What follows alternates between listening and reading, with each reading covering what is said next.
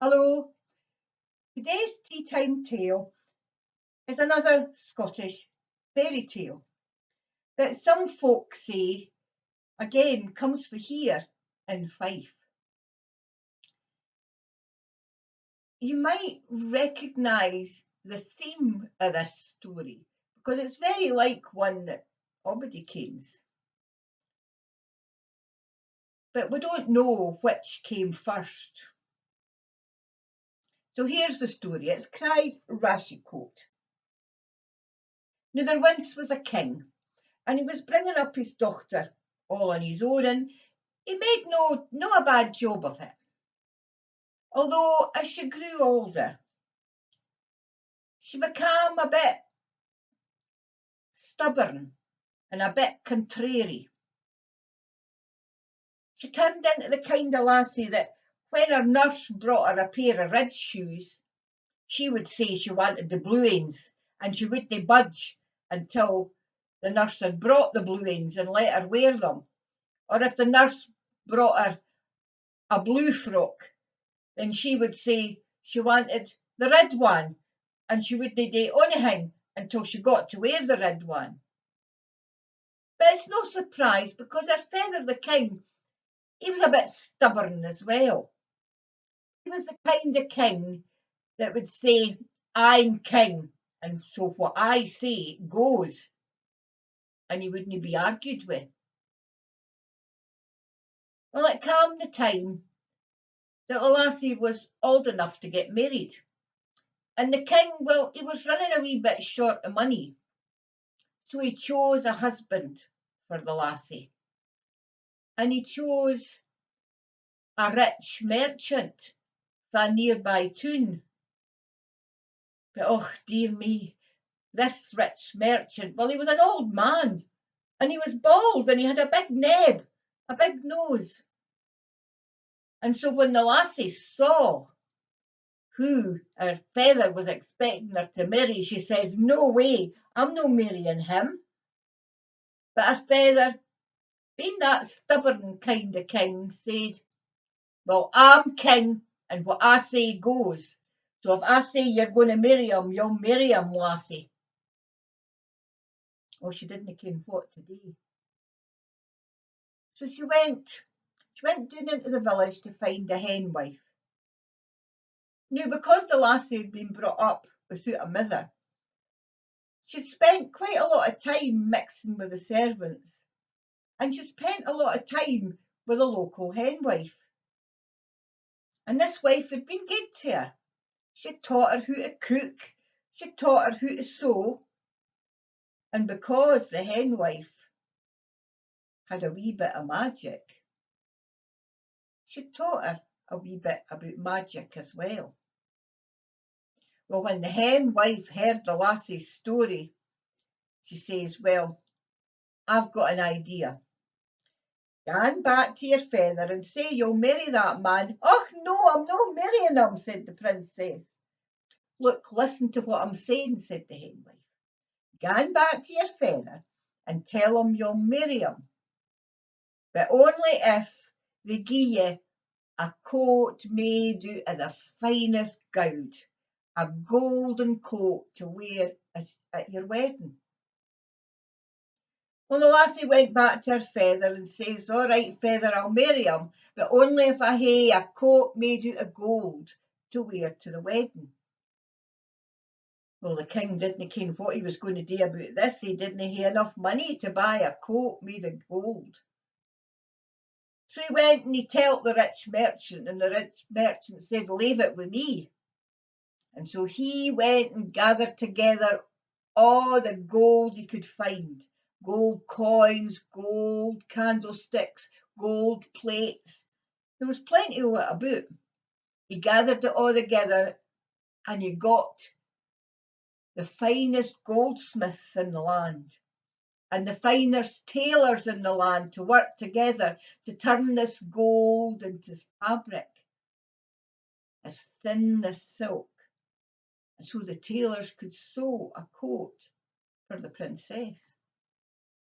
And when the princess got the coat, well, she was quite amazed. and quite delighted that, it was beautiful. And she put it on and she was admiring herself in the mirror when a thought came to her. Knew she had the coat. She was going to hate to marry that old man. So she took it off and she threw it into the corner, and she went back to the henwife and told her it hadn't worked. Well, said the henwife, try this. Gang back to your father and tell him that coat's no warm enough. And you want another coat, a coat made from the feathers of all the birds in the land. And so the princess went back to her father and told him what she wanted. He shook his head. He didn't think they were going to be able to do that. But once again he told the rich merchant and he said, leave it with me. And he went out and bought up sacks and sacks and sacks of corn and scattered them everywhere. And when all the wee birds for the land came down to hear feed, he asked for a feather in return. And soon he had bags and bags of feathers for the birds of the world. And he got his tailors again, and once more they made the most beautiful coat. And when the princess got it again, she was amazed and she was delighted, and she put it on, and oh, it was so warm and it looked beautiful. And as she was admiring herself in the mirror, that thought came into her head again. She had the coat, knew she was going to hate to marry that old man, so she took it off and she threw it into the corner and went back to see the henwife. Well, this time the henwife says, well, try this. Go back to your father and tell him that you'll only marry that man if you hae a coat made for the rushes that grow along the banks of the big wide river. And tell him that you want me to make it. And she went back and she told her father, and he sent everybody out, all the servants, all the army out to gather their rushes and deliver them to the henwife. And the henwife set about making a coat of rushes. And she made a pair of matching bathies as well.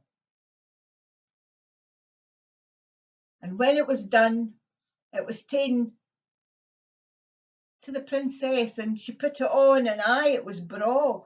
It rustled as she moved, and it was like spring had come. And the bathies, well, they fitted her feet, braw and comfy. But as she admired herself in the mirror again, well, she thought, what am I going to do? I'm going to hate to marry that man now. So she went back to the henwife, and the henwife says, well, I've done all I can for you, lassie.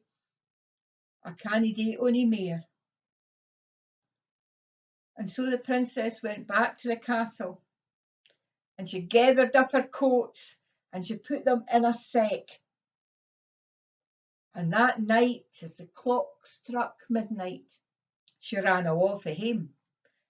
She ran awa and she travelled far and further still,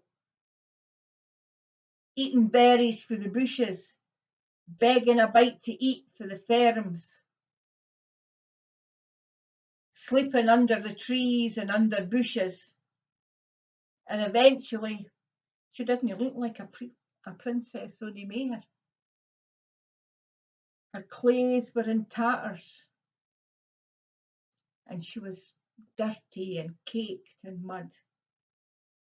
And she looked like that when she wandered over the border into a neighbouring land and came across another castle. Well, she went to the castle and she asked for work, and they asked her what she could do, and she said, well, I can cook a bit and I can sew a bit. So they took her in and they gave her a job in the kitchens.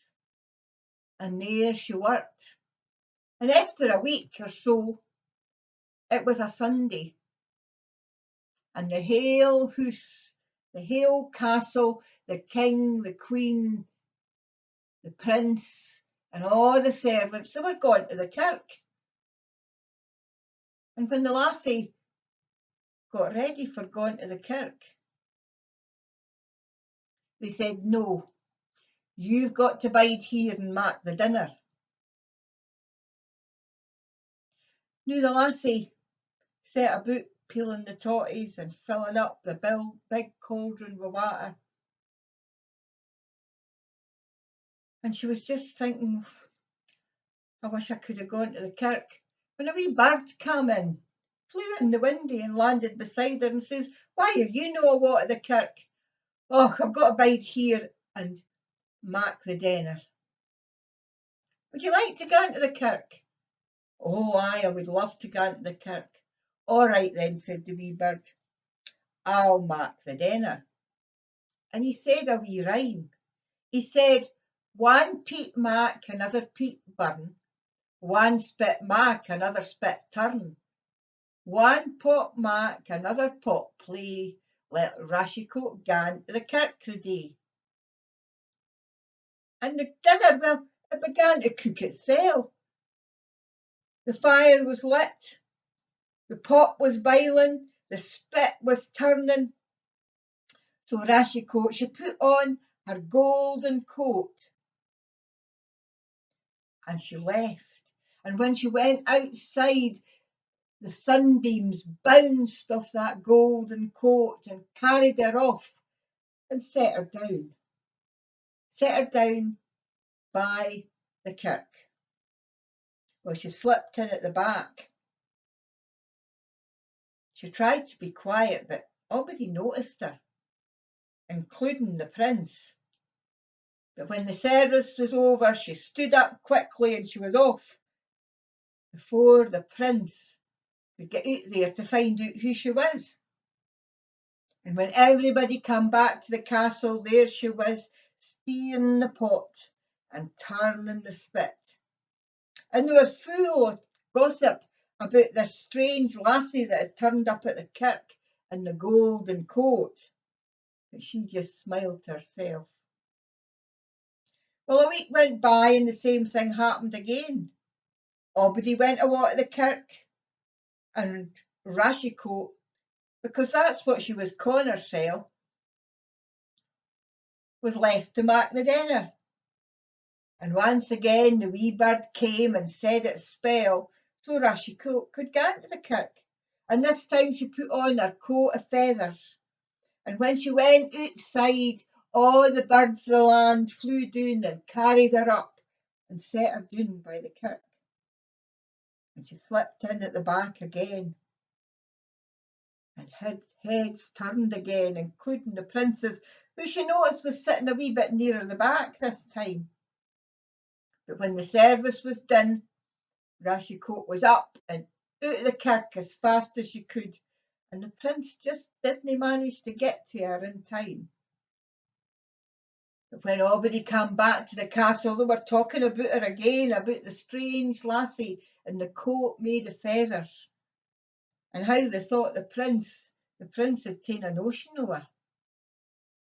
Well, another week went by, and the same thing happened again. Everybody went after the kirk and left Rashiecoat behind to mak the dinner. And the wee bird come back and said his spell, and the dinner began to cook itself. And Rashiecoat put on her coat made of rushes. And when she went outside, the river itself changed course so it could carry her down to the kirk. And she slipped in at the back. But the prince was quite near the back this time, and he kept turning round to look at her. But when the service was done, she was up and out as fast as she could, but so was the prince. But she was so fast, and she was running so fast that, well, she dropped one of her baffies. And he stopped to pick it up, and when he looked again, she was gone. Well, he was determined that he was going to find the lassie that owned this baffy. And soon the word went o'er the hale of the land that the prince was looking for the lassie who had dropped the baffy. And everybody thought, well, he'll maybe marry me if I can get that baffy on. And so everybody was delighted when he started knocking on doors, trying to see who would fit in to this baffy. But though he knocked on every door in the land and tried it on everybody in the castle, it never fitted anybody. Eventually he came to the last house, the house that belonged to the hen wife of that land. Now she had a daughter that was gale-natured and grumpy. And her mother thought it would be a good chance for her to get the lassie married off to the prince. So she got hold of the lassie's foot and she bound it and bound it and bound it in bandages to make it as wee as she could. So when she tried on the baffy, well, did it no go and fit her fit. Now the prince kent that this wasn't the lassie he'd seen in the kirk, but he'd promised to marry whoever owned the slipper.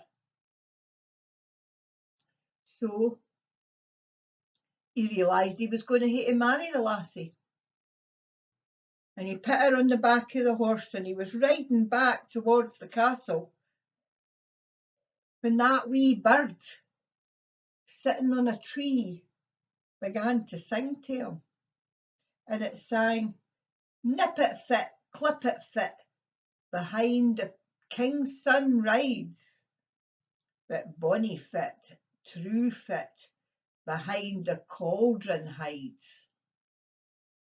Well, when he heard this, the prince knocked the hen wife's daughter off the back of the horse and rode back to the castle and went down into the kitchens, and there, behind the cauldron, he found Rashiecoat. And he realised that this was the lassie that he'd seen in the kirk. And he proved it by putting the baffy on her fit. And she proved it by taking the other end out of her penny pocket and putting it on the other fit. Well, the wedding was arranged, and the pair of them lived happily ever after. But what happened to the other lassie? Well, I heard tell that she married the bald old man for the other country. And so I think she probably lived quite happily ever after as well.